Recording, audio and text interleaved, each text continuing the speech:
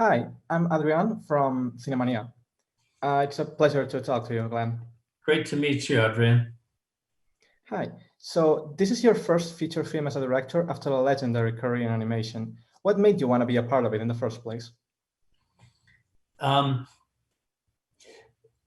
script that Audrey Wells wrote was so wonderful and powerful. In the past, I've been an animator and I live in the skin of the characters I draw, from Ariel to Beast, and I become them. Somebody else is worrying about where the destination we're going, how to get there. That's the director. And I just was able to have the fun of being the main character. In this movie, I was going to hold that map. But fortunately, that was written in such a beautiful way by Audrey Wells, and describing a main character that I connected so deeply with in Feifei. I mean, this girl was, she's so smart.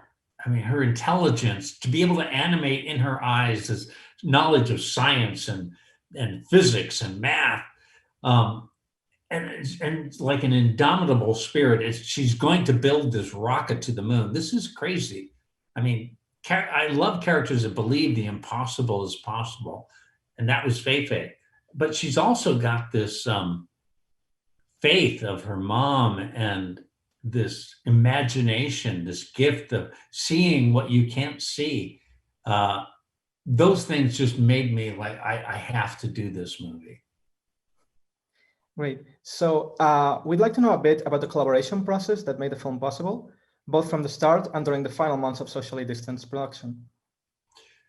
Well, I have a fantastic producer, Jenny Rim, and another producer, Peilin Chow, who were enormous supports in building a team, very much an Asian team around me, in which we could really communicate the authenticity of a Chinese culture. We spent time in China. We have artists in China, in Shanghai, that were working on the film. Our cast was all Asian. That was very important, that there's this authenticity.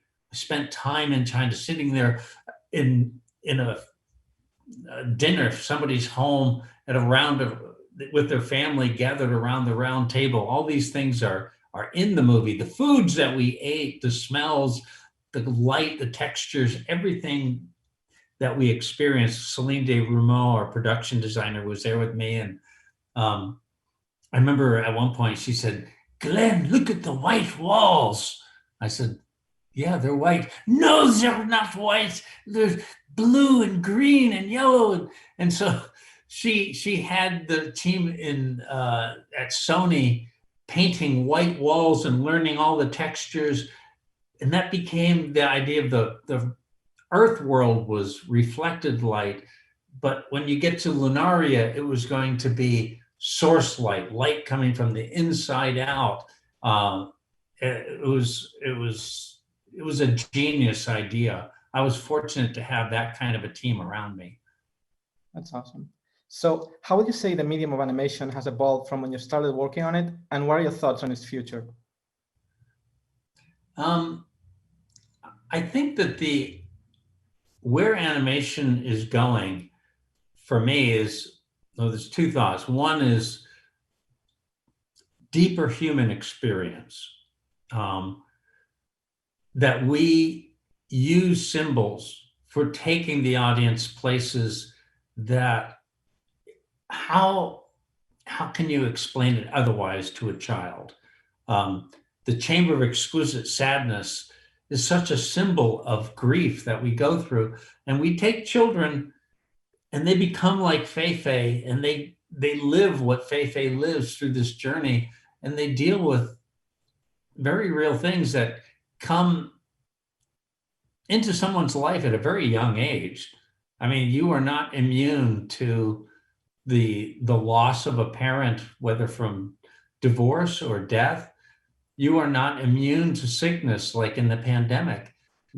We deal with it from the earliest age, but how do we equip our children to do it? This is, I think our films of the future will be every bit as creative and inventive, but will deal with deeper, really important issues to be able to equip our families with.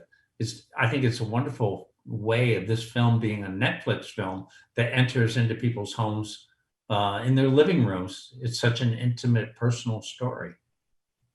Perfect. Thank you so much, Glenn. It's a pleasure. Thank you, Adrian.